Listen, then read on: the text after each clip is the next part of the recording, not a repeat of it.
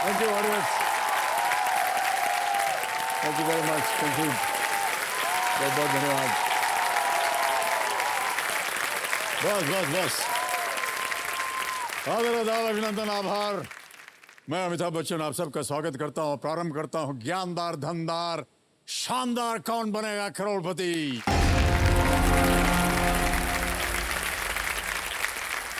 बहुत बहुत धन्यवाद आप सबका। देव संजो, हाल ही में मैंने एक बहुत ही रोचक कहानी सुनी, तो मैं आपको अब सुनाना चाहता हूँ, शेयर करना चाहता हूँ आपके साथ। एक बार स्कूल के पहले दिन पर अंक 9 नंबर ने अंक 8 को थप्पड़ मार दिया। 8 ने पूछा, अरे भाई क्यों मारा, मेरी क्या गलती थी? तो 9 ने कहा, मैं बड़ा हूं, थप्पड़ मार सकता हूं। और अंक 9 की ये बात सुनते ही पूरी कक्षा में थप्पड़ों की जो बौछार थी वो शुरू हो गई। 8 ने 7 को मारा, 7 ने 6 को मारा, 6 ने 5 को मारा, और ऐसा करते करते जब 2 ने 1 को थप्पड़ मारा तो शून्य जो था ना, वो बेचारा समझ गया कि पड़ेगी अब, तो वो दुबक के कोने में बैठ गया। शून्य को ऐसा कोने में दुबक बैठा हुआ देख करके 1 ने कहा, अरे भैया तू क्यों डर मत, मैं तुझे नहीं मारने वाला हूं। और ये कहते ही 1 जाकर के शून्य के बगल में बैठ गया। बगल में बैठने का मतलब क्या हुआ कि शून्य था वो हो गया 10, है ना? तब शून्य ने पूछा कि जहां सब अपने से छोटे को थप्पड़ मार रहे थे, आपने तो मुझे बड़ा बना दिया, ऐसा क्यों? तो 1 ने कहा, देखो भैया, बड़ा वो नहीं होता जो खुद को बड़ा जाने या माने, बड़ा वो होता है जो किसी दूसरे को बड़ा बना दे। देखो समझो, इंसान अपने मोल, अपनी ताकत या अपनी उम्र से बड़ा नहीं होता। इंसान बड़ा होता है अपनी सोच से, इंसान बड़ा होता है अपने ज्ञान से। और आज मैं ये इसलिए कह रहा हूं क्योंकि मेरे सामने हॉट सीट पर बैठी हैं केबीसी के इस दौर की सबसे यंगेस्ट, सबसे कम उम्र वाली खिलाड़ी, जिनका नाम है वैष्णवी कुमारी। और हम सब आशा करते हैं कि आज इस छोटी सी उम्र में अपने ज्ञान के दम पर बड़े से बड़ा कीर्तिमान जो है वो छुएंगे। बहुत बहुत स्वागत आपका वैष्णवी जी। मैं अपनी जनता को बताना चाहता हूं कि वैष्णवी जी एक कंटेंट राइटर हैं। तो क्या करती हैं, कहाँ कंटेंट लिखती हैं आप? सर मेरा स्कूल लाइफ और कॉलेज लाइफ देहरादून में हुआ है, और मैं अभी 3 महीने से दिल्ली में जॉब कर रही हूँ, न्यू दिल्ली में। मैं कंटेंट राइटिंग करती हूँ जापानीज कंपनी के लिए। हम लोग लिखते हैं एनीमे और मांगा के बारे में। जैसे कोई नया एनीमे आया तो लोग वेट कर रहे होते हैं कि इसका नया सीजन कब आएगा, सस्पेंस होता है उसमें काफ़ी ज़्यादा। तो हम लिखते हैं रिलीज डेट क्या है, कौन से स्ट्रीमिंग प्लेटफॉर्म पे वो देख सकते हैं, कितने बजे रिलीज होगा, क्योंकि जो जापानीज टाइमलाइन है वो इंडियन टाइमलाइन से अलग होती है। तो लोग वेट कर रहे होते हैं कि ठीक है इंडिया में कब रिलीज होगा, कौन से ऐप में रिलीज होगा। तो हमने ये सब की डिटेल देते हैं। आप उनको समझती कैसे हैं, पहले तो ये बताइए। सर मैं क्योंकि खुद वो तो बिल्कुल भी नहीं जापानी है, या आपने कहा कि कोरियन भी लिखती हैं ना आप? लिखती। हाँ, कोरियन ड्रामाज भी। कोरियन ड्रामाज तो समझती कैसे हो, तो अलग भाषा है। कोरियन ही क्या होता है, जो उनकी वेबसाइट होती है उन्हें पता है उनका ग्लोबल ऑडियंस है। तो जैसे अगर कोई सीरीज लॉन्च हुई है तो किसी प्लेटफॉर्म से लॉन्च होती है, तो प्लेटफॉर्म उसकी सारी डिटेल्स इंग्लिश में भी लॉन्च करते हैं ताकि जो ग्लोबल ऑडियंस है उनको समझ में आए। जैसे आप भी तो ब्लॉग्स लिखते हैं, तो वो ब्लॉग्स और आर्टिकल्स टाइप ही होता है। हम नहीं समझ में पा रहे हैं क्या कह रही हैं आप। हम तो ब्लॉग लिखते हैं, लेकिन वो तो हम लिखते हैं अपने लिए, आप लिखते हैं पूरी देश विदेश नहीं की। सर, देखिए आपकी अगर कोई फिल्म आने वाली है। अच्छा, यानी तो हम प्रमोशन बताते हैं। आप करते हैं। हाँ, प्रमोशन कर।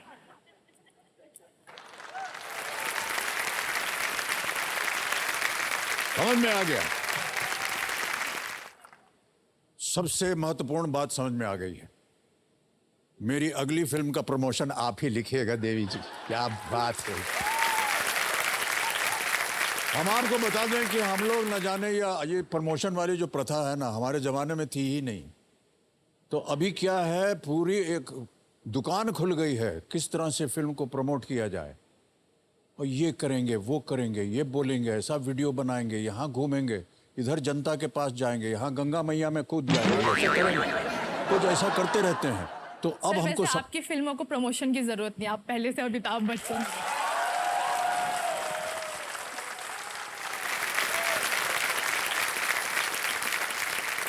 वैष्णवी जी आपके मुंह में घी शक्कर, क्योंकि आपने अच्छी अच्छी बातें बोल दी हैं हमारे लिए। ओके वैष्णवी जी, अब आपका ध्यान जो है खेल की ओर आ जाना चाहिए। कंपेनियन के रूप में आप किसे लाई हैं आज? मेरे मम्मी पापा हैं। बहुत बहुत स्वागत, तालियां बज जाएं इनके लिए। तो वैष्णवी जी आपको बता दें कि अब आप स्पॉटलाइट में हैं, गेम के रूल्स आपको पता है, और कहीं आप फंस जाएं, अटक जाएं, उत्तर न मालूम हो आपको, 3 ठो लाइफलाइन रखा है आपके लिए। ऑडियंस पोल, यहाँ की जनता बैठी है, देखिए 50-50, 2 विकल्प जो गलत हैं वो मिट जाएंगे, और वीडियो कॉल अप है। ओके लेट्स प्ले, कौन बनेगा करोड़पति। ऑलराइट वैष्णवी जी, अब आ रहा है नवा प्रश्न, 1,60,000 रुपए इसका मूल्य है, और वो प्रश्न आपकी स्क्रीन के ऊपर ये रहा।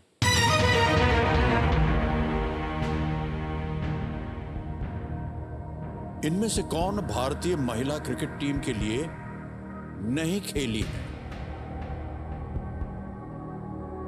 गंभीर हो गया आपका चेहरा। खेलकूद वगैरह में दिलचस्पी रखती हैं कि नहीं आप?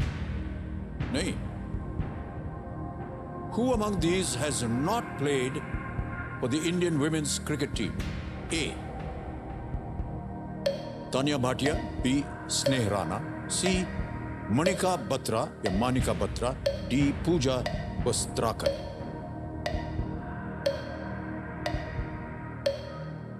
कहीं आपने पढ़ा हो इन नामों को? सर मुझे क्रिकेट का बिल्कुल भी आइडिया नहीं है। कंटेंट लिखती हैं आप, जब आप पत्रकार थी तब कहीं देखा हो, पढ़ा हो, सुना हो?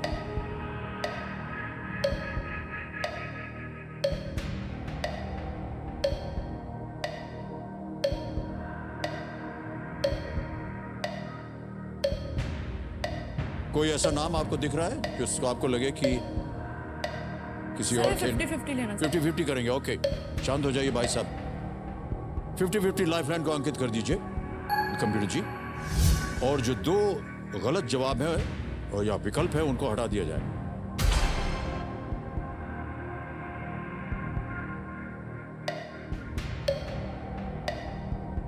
जल्दी बोलिए क्या करेंगे?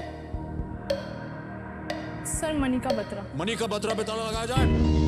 हे भगवान, कितनी देर कर दी आपने, देर कर दी, लेकिन सही उत्तर है आपका।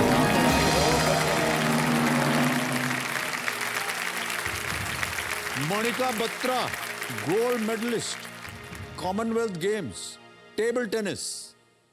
सुना, जाना, पढ़ा पत्रकारिता जी, नमस्कार। चेस, तानिया भाटिया, स्नेह राणा और पूजा वस्त्राकर भारतीय महिला क्रिकेट टीम की प्लेयर्स हैं। मणिका बत्रा जी राष्ट्रमंडल खेलों की स्वर्ण पदक विजेता, टेबल टेनिस चैंपियन। बड़ा नाम हुआ इनका, और अभी जब कॉमनवेल्थ गेम्स जब समाप्त हुए तो बड़ा प्रचार हुआ, जितने भी गोल्ड मेडलिस्ट थे भारत की टीम के, है कि नहीं? ऑलराइट, अब वैष्णवी जी आ गया है 10वां प्रश्न, और इस एक मौके पर चांस बिल्कुल मत लीजिएगा, क्योंकि ये मौका दोबारा नहीं मिलेगा आपको। मूल्य है इसका 3,20,000 रुपये। सही तरह से खेलिएगा, एक लाइफलाइन अभी भी बची हुई है आपके पास, वो है वीडियो कॉल अ फ्रेंड। 10वां प्रश्न, खेल का दूसरा पड़ाव, 3,20,000 रुपये। वैष्णवी जी ये रहा आपके सामने।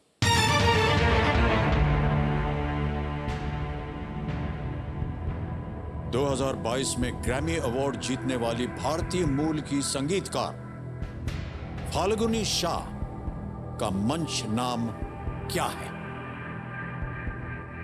What is the stage name of the Indian origin musician Falguni Shah, who won a Grammy Award in the year 2022? Option सुनिए। A. Falu, B. Guni, C. Fasha, D. Fal or Fall. Falguni Shah won a Grammy Award. Stage name: A. Falu, B. Guni, C. Fasha, D. Fall. Sir मुझे फालू या गुनी में से कोई लग रहा है। क्लियर नहीं है। फालू। टाइम निकलता जा रहा है। एक लाइफलाइन, अगर आपको लगे कि आपको उसका उपयोग करना है।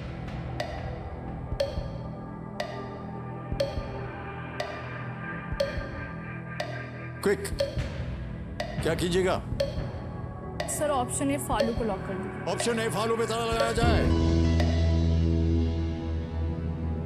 1 सेकंड बचा था और 1 लाइफलाइन बची थी आपकी। हमको हार्ट अटैक दे देती हैं आप फालू, क्या पता। बार बार आप अपने खोपड़ी को पकड़ रहे हैं। कितना चेस खेला होगा आपने। फिर से पकड़िए, ऐसे ऐसे रखिए। नहीं नहीं, ऐसे नहीं, ऐसे। सही उत्तर है।